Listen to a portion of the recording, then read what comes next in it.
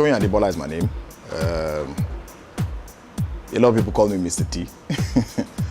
I'm a businessman, but I have a strong, very strong inherent passion for music and anything that's musical, the marketing of it, the production of it, the delivery of it, and all of that. You know my name. When I'm so lost, don't know where to go. Anytime I call you answer. When I fall, you're always there. When I'm on my knees. I also have a concert that I host like 4 times every year. I'm a husband, a father of 3. Been in business for a while, but one of my biggest passions is basically music and the production of it. And I love toys like bikes, very powerful bikes, powerful automobiles. I don't know where that came from, but I think I just like being different. I like things that are powerful without making the lives of other people uncomfortable. I just like being different. I like being different from everybody else. I like to do something that not everybody is doing. And I think that's one of the uniqueness that I think everybody should have. I think everybody should have something about them that's different from what everybody else does or has.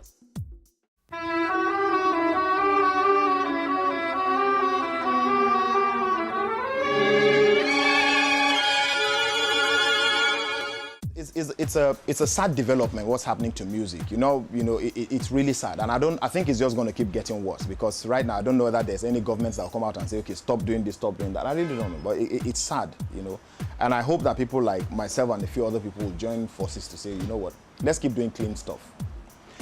Coming down to the content to Nigerian music, I think there's been a lot of, there's been a lot of achievements, and there's been also like a lot of minuses, in the sense that Nigerian music is getting a lot of international attention. We're doing a great deal. I think Nigerian music is getting to a point where we can say it's been internationalized, and I'm really proud of the Nigerian artists. Unfortunately, though, it's a lot of good music, good sound, but terrible content. We have no messages, really. I mean, when you listen to what the young people are singing around nowadays, I love the music. You have beautiful sound, things that are really, the sound, the producers are doing a fantastic job.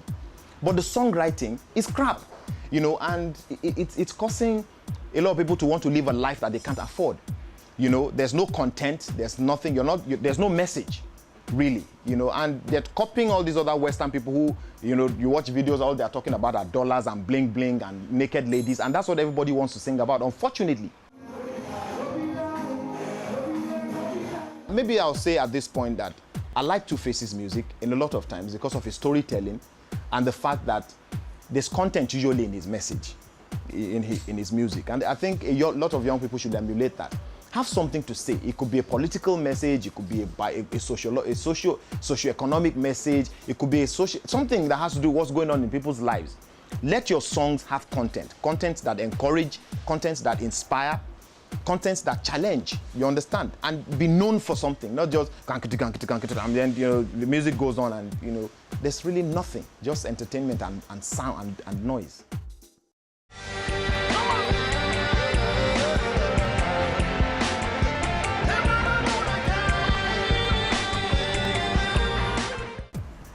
You're going to have early years where you're making money, but there's something my pastor always talks about, which is residual incomes, monies that you make whether you're working or you're not working. In the world, in the world of civil service and other things, they call it pensions and stuff like that. If you're a private, if you're somebody who isn't working for like a particular organization or the government, pensions are not things that you can earn. So you have to start thinking about what's going to happen after your career. You understand, or even during your career. As a musician, there are moments when you're making money, there are moments when you're not. So what happens? Even for guys who are in my church, who are musicians in my church and outside of church, I still encourage everybody to have multiple investments. My pastor talks about multiple streams of income.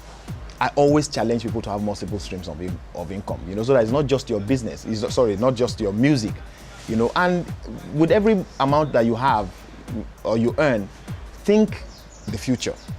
You understand? I mean, fine, I'm an entrepreneur right now, but I'll tell you one thing.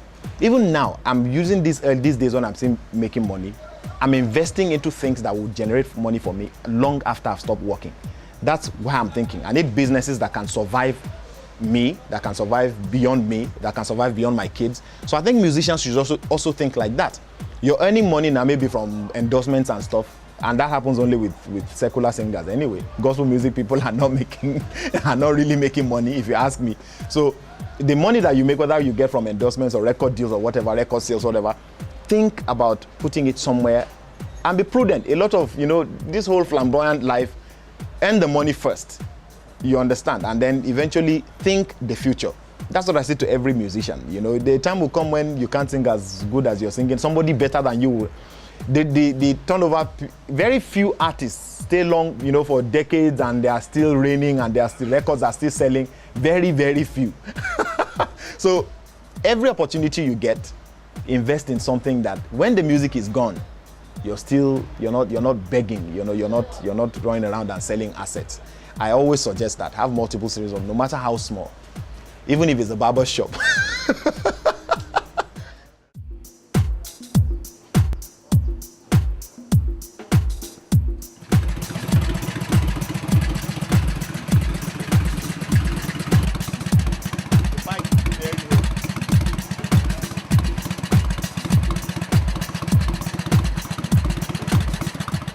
I have a very serious passion about bikes now, because if you notice, watch any average biker, for instance, what he says is like, there's a representation of uniqueness, of difference, of power, of speed. This is who I am. A lot of my album sleeves now, you notice that there's, me and my gear and stuff like that. Those bikes for me represent, because they're very powerful. And when it comes down to affordability, they are not very affordable. Because let me give you a typical example. I mean, if for any reason I want to sell any of my bikes, for instance, I mean, I could sell them for anything between, I've brought them into the country now, I've ridden them for a while, anything from between $500,000 to 700,000-800,000 naira is what I'll sell bikes I have ridden. But each one I bring into the country costs me over $1 million, sometimes about 1.5 million. There are bikes right now that I know some of my friends are riding that cost them over 3 million naira. So it's all, I think it's an expensive game. It's just like golf or polo, you understand? Riding bikes are not, they are not, a very good helmet costs from 25,000 to 50,000. It really depends. It could even be more. Riding boots, the same thing. Riding jackets, the same thing. But people, you have people who want from the bottom. They are just the average. They want the average things, to the ones who want the very expensive ones. You understand? So but I don't think it's something. It's something anybody can do if you have a heart for it. Eventually, you can afford it. You understand? I'm talking like this. I've not always been able to afford these things. There was a time when I couldn't afford to buy the tires on these bikes. You understand? But I think over time, if you're consistent with your desires and your passion and you're working hard, eventually you get to a point where you can afford them. For me, they represent what drives me, which is speed, which is power, and uniqueness. I like being different. I don't like conforming. I don't like conformity at all.